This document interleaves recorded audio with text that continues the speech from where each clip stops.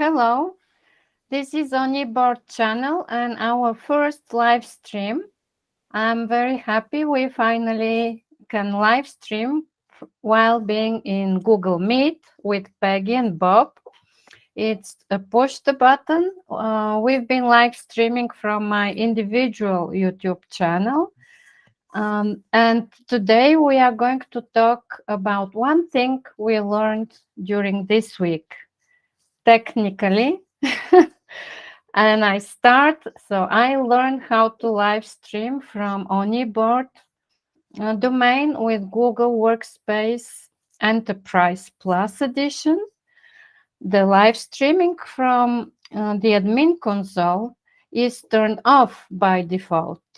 So if you're like me and you cannot find the settings on the Google Meet site, go to the admin console on the menu, Google Workspace apps, then Google Meet, open the Google Meet settings. And for live stream, there are two options. One is the live stream on the domain, and you can live stream also to allowed domains. And there's a second option for live streaming to YouTube. Check this is on, but also check for the host who is responsible to live stream, because even if it's on, if you see it is on the right side for the domain and the organizational units, check the person, the organizer, the live streamer, because it is off by default.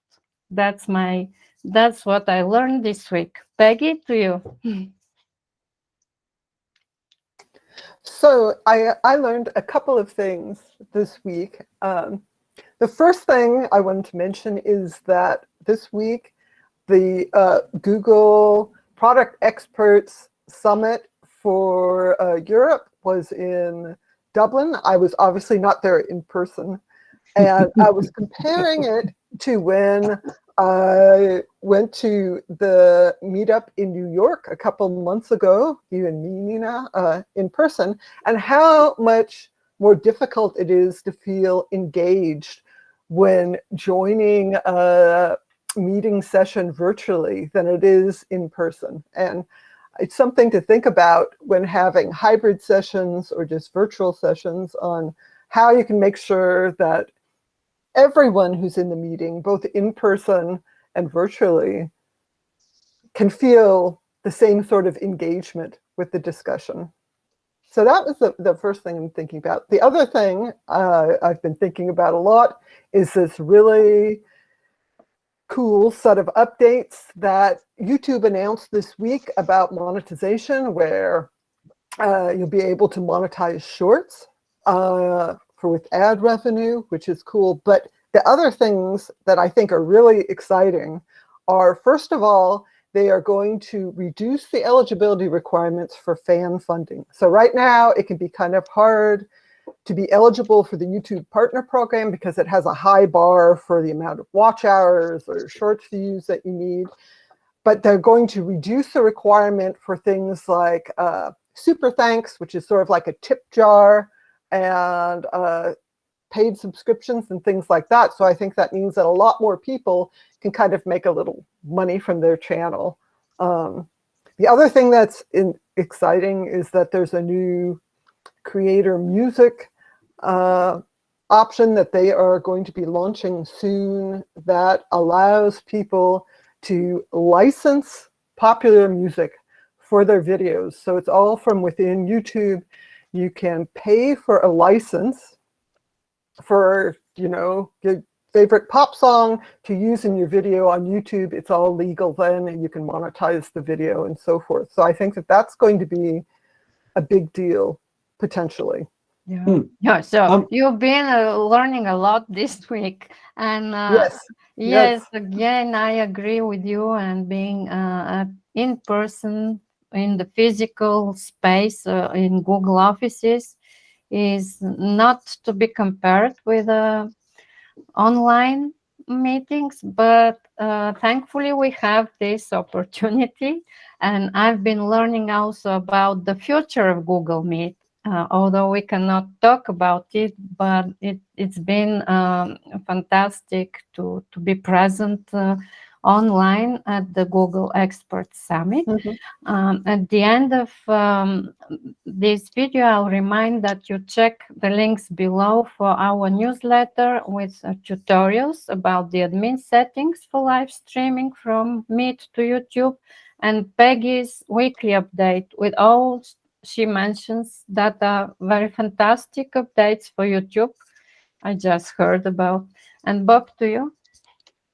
Oh, and I didn't learn a thing. That's good. No, Sounds no, quality no. time. Well, actually, that's a bit of a stretch. Um, I've been struggling lately. I I'm on social media, especially Twitter, quite a bit. I have tweeted over 7,000 times, and Wow. I have 200,000 photos on my hard drives here at home, and I struggle with with an abundance. I think part of the problem is maybe some of you folks can recognize this too, is that when you're posting things, what is behind it? Are you trying to educate people, trying to entertain people? Are you trying to inspire people? And I go through this probably on a regular basis or a daily basis, in fact. When I'm posting things to Twitter, what do I post? Do I do a color theme? Do I do a theme for a specific group of animals? And so I'm kind of at a roadblock there, because I find that, gee, why am I doing this? And it's a good question to ask yourself. Why are you doing this? Because for sure, the main reason is that you want to leave a mark on the world. For me, and what does that entail? So, in fact, it goes even beyond Twitter. Uh, again, I have all sorts of aspirations to, for a legacy, you know, uh, especially for wildlife. How can I reconnect people to nature? And how do I do that? Would that be a website posting, which is just text? Would that be a video through YouTube? And in fact, YouTube has two different forms. You can do a short, or you can do a long form video. Do I do a web story through the Google plugin for WordPress? Um, so I think the struggle here, when we're talking about learning, is uh, what tool or process or product do we use to go forward under what kind of theme? And so I've been kind of struggling with this, and I haven't come up with an answer, although I can laugh at myself, and which is really good. And the important part is that I still think I'm learning something, and I have a lot of challenges, which is really good. I'm retired, and I got to tell you that if I didn't have this, I don't know what I would do. So I hope I didn't sound too complainy about it. I just think that I'm in the process of trying to discover, and maybe it's just right around the corner. I don't know. We'll see. So So that you that's what I've learned. Yep.